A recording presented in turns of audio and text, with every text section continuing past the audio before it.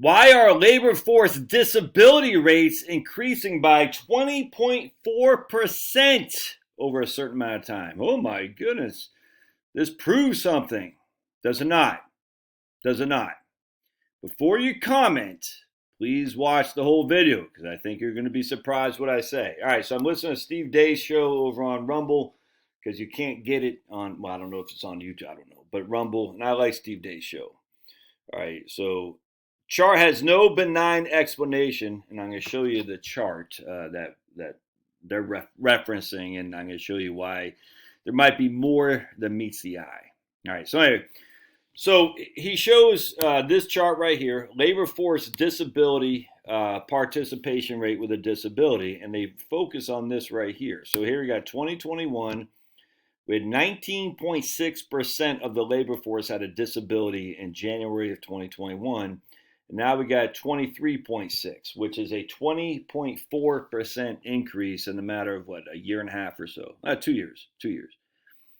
All right, so everyone wants to attribute it to something, which I'm not going to say here, and maybe that might well be. It could be, you know, it could be what was. There's two things that are happening. This is what I taught my wife about yesterday. So there's one thing that's this, and there's the other thing that's the airborne respiratory illness that was everybody up in arms. I'm not going to say either one because I don't want to get banned.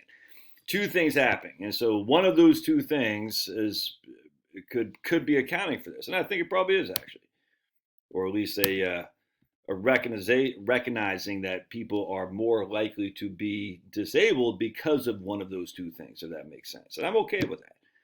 Both need to be investigated, you know, the origins of the respiratory illness, by airborne aerosols, or the thing that's supposed to save us. All right. But the first thing that jumped out at me is here we go in 2008. I mean, so what you can't attribute that to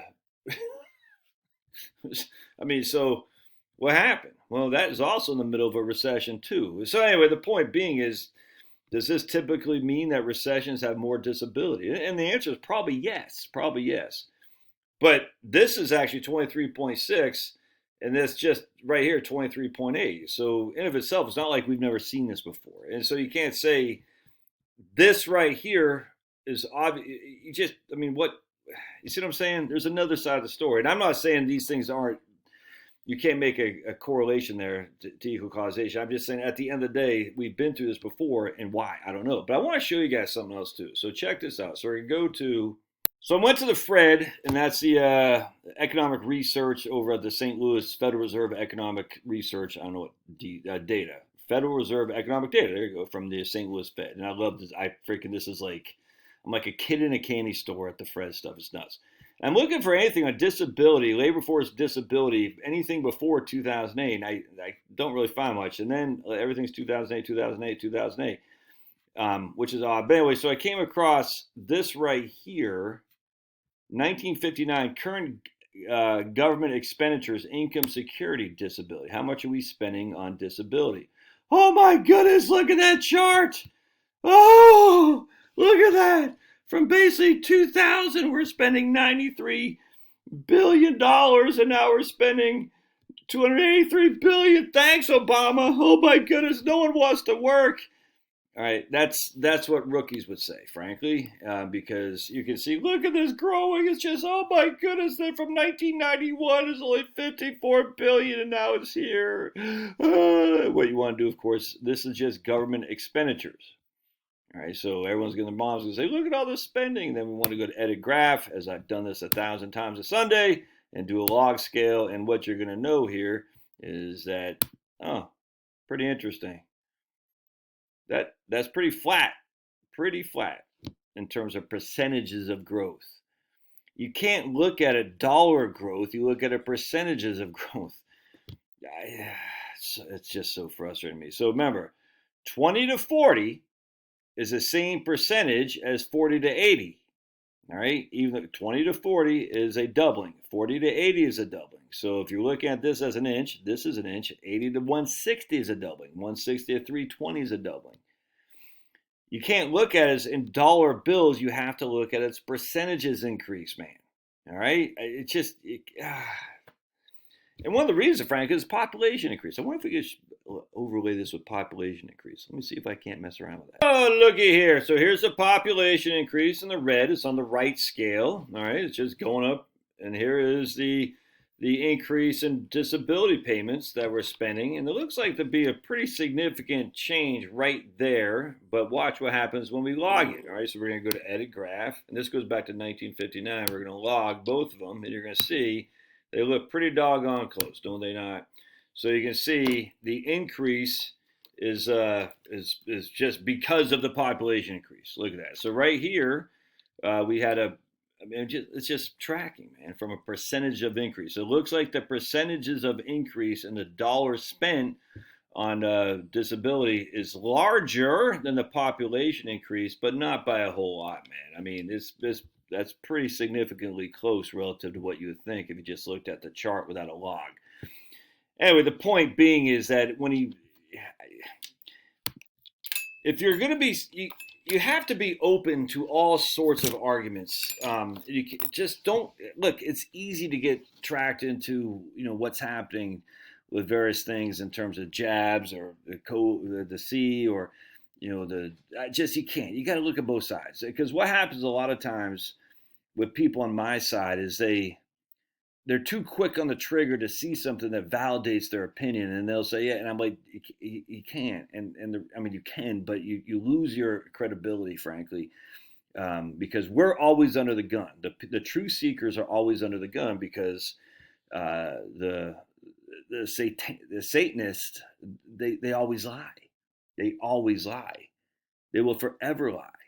The truth seekers, if we get caught in a lie or even just a mistake, we're going to be held accountable for our own morality. The Satanists don't. They're not held accountable. And so you don't want to go down. You just, before you're too quick. That's why I didn't like about Stu Peters. That guy, Stu Peters on Rumble. I don't like that guy.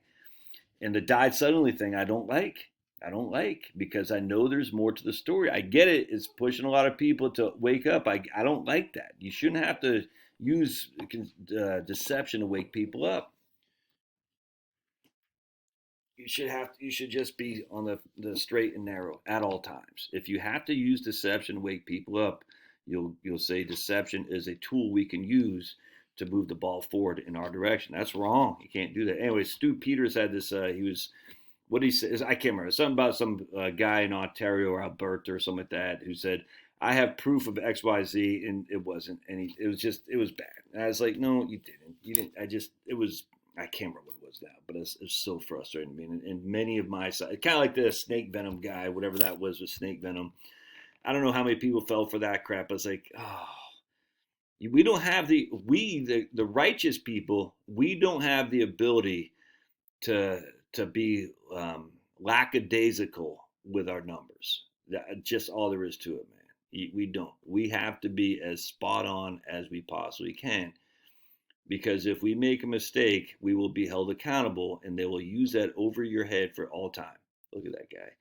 But, oh my goodness. But, but the Satanists, they can lie all the time because that's their modus operandi. But for us, we don't have that ability. So just be careful before you start promoting stuff that has a quick and easy challenge to that. Now, I'm not saying, if we go back here,